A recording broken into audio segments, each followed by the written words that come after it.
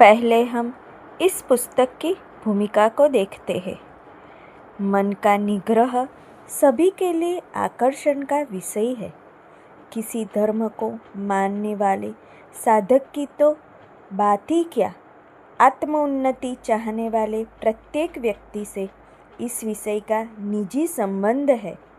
भीतरी जीवन के अनुशीलन के लिए तथा धर्म के व्यवहारिक क्षेत्र में इस समस्या से जूझना ही पड़ता है। मन का नियंत्रण किए बिना व्यक्ति अथवा समाज के गुणात्मक विकास का बुनियादी काम कभी भी सुचारू रूप से संपन्न नहीं हो सकता।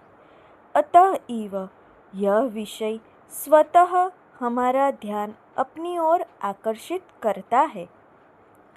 भिन्न भिन्न प्रकार के लोग मन का निग्रह करना चाहते हैं। आस्तिक, नास्तिक, संशयवादी तथा धर्म के प्रति उदासीन व्यक्ति। मन के निग्रह के रास्ते सभी के लिए खुले हैं।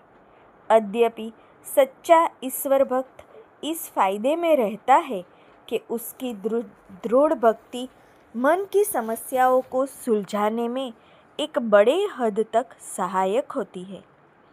मन की प्रकृति और उसके निग्रह के उपाय के बारे में वेदांत और योग से बहुत कुछ शिक्षा मिलती है। अपने विवेचन में लेखक प्रामाणिक शास्त्रों एवं योग तथा वेदांत के आचार्यों द्वारा प्रदत्त ऐसी ही सूचनाओं और ज्ञान पर निर्भर रहा है। अंग्रेजी में लिखी मूल पुस्तक the mind and its control अक्टूबर सन 1971 में पहली बार प्रकाशित हुई। अप्रैल सन 1972 में इसका पुनः मुद्रण इस बात का सूचक है कि इस प्रकार के एक पुस्तक की अपेक्षा थी। रामकृष्ण मठ के स्वामी आत्मानंद ने इसका सुंदर अनुवाद किया है ताकि अंग्रेजी से अनभिज्ञ हिंदी भाषी जनता के बीच इसका प्रसार हो सके। उनके इस प्रेमपूर्ण परिश्रम के लिए हम आभारी हैं। यह आशा है कि जाती है कि जीवन की एक प्रमुख समस्या का विवेचन करने वाली यह छोटी सी पुस्तक उन लाखों व्यक्तियों के लिए सहायक सिद्ध होगी जिनकी मातृभाषा हिंदी है। तो आज हम उसका पहला चैप्टर सुनने जा रहे हैं। पहले चैप्टर नंबर 1, मनोनिग्रह कठिन किंतु संभव। तो शुरुआत करते हैं। मन और उसका निग्रह एक ऐसा विषय है जिसमें हम सभी व्यक्तिगत रूप से बड़ी गहरी दिलचस्पी रखते हैं, क्योंकि हमारा मन ही हम पर सबसे अधिक प्रभाव डालता है। हम में से प्रत्येक इस विषय में कुछ न कुछ जानकारी रखते हैं। हम सभी अपने मन को वश में लाने का प्रयत्न करते हैं, तथापि हमें इस संबंध में और अधिक जान लेना चाहिए तथा अधिक अच्छा प्रयत्न करना चाहिए। क्या इस विषय में कोई हमारी सहायता कर सकता है? हाँ, जिन्होंने अपने मन को पूरी तरह वश में कर लिया है वे हमें सहायता दे सकते हैं। ऐसे लोगों से हम जो सीख सकते हैं उसी को यहाँ पर एक सरल साधना प्रणाली के रूप में हम प्रस्तुत करेंगे। मनोनिग्रह एक बहुत मज़ेदार भीतरी खेल है। यदि तुम्हारी मनोवृत्ति खिलाड़ी की है तो हारने की संभावना के बावजूद तुम इस खेल का भरपूर मज़ा ले सकोगी।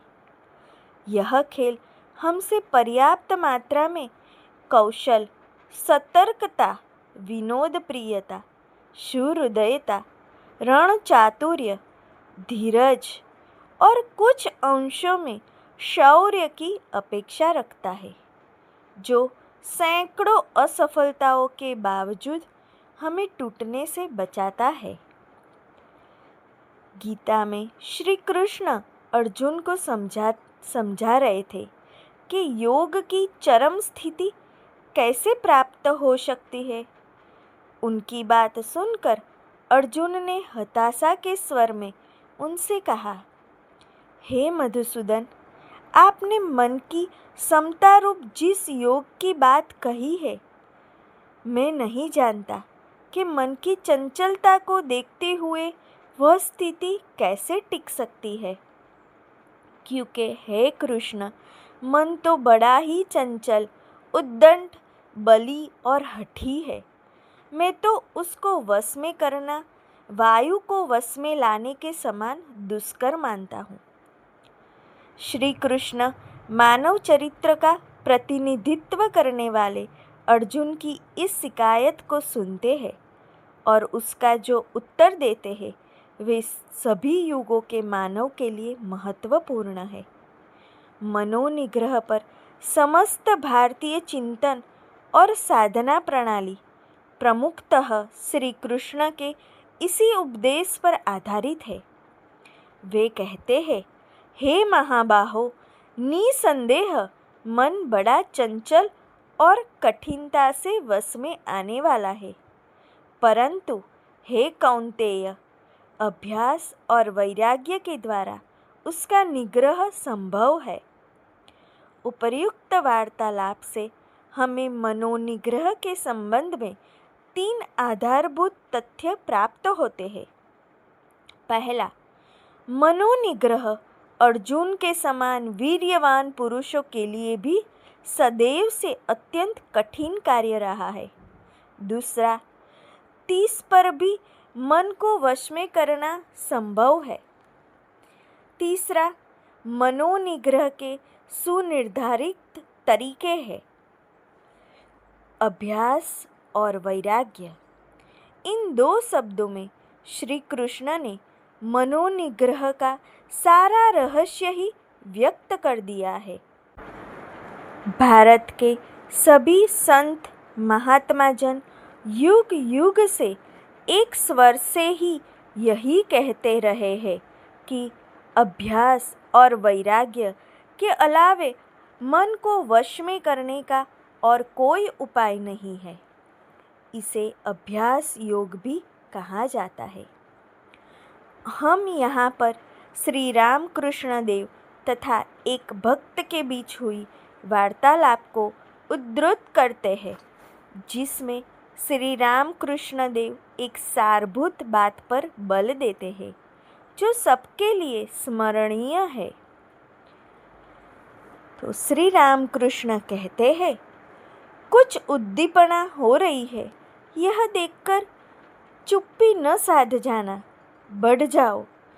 चंदन की लकड़ी के बाद और भी चीज़ें हैं, चांदी की खान, सोने की खान।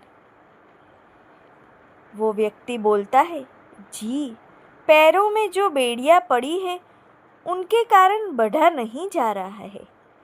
श्री राम कृष्ण कहते हैं, पैरों में बंधन से क्या होता है, बात असल मन की है। मन के द्वारा ही आदमी बंधा हुआ है और उसी के द्वारा छूटता भी है। वो व्यक्ति कहता है, मन मेरे बस में भी तो नहीं है। तब राम कृष्ण उत्तर देते हैं, यह क्या, अभ्यास योग। अभ्यास करो, फिर देखोगे मन को जिस ओर ले जाओगे उसी ओर वो जाएगा। मन धोबी के यहाँ का कपड़ा है, वहाँ से लाकर उसे लाल रंग से रंगो तो लाल हो जाएगा, उसे आसमानी से रंगो तो आसमानी। जिस रंग से रंगोगे वही रंग उस पर चढ़ जाएगा। निसंदेह अभ्यास और वैराग्य ही मनोनिग्रह का रहस्य है।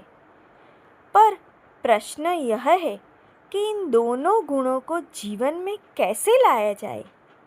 इसके लिए पहला, मन पर संयम पाने की इच्छा शक्ति को दृढ़ बनाना पड़ता है।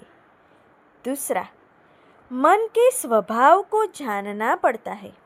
और तीसरा, हमें कुछ साधना प्रणालियों सीखकर लगन और विचारपूर्वक उसका नियमित अभ्यास करना पड़ता है।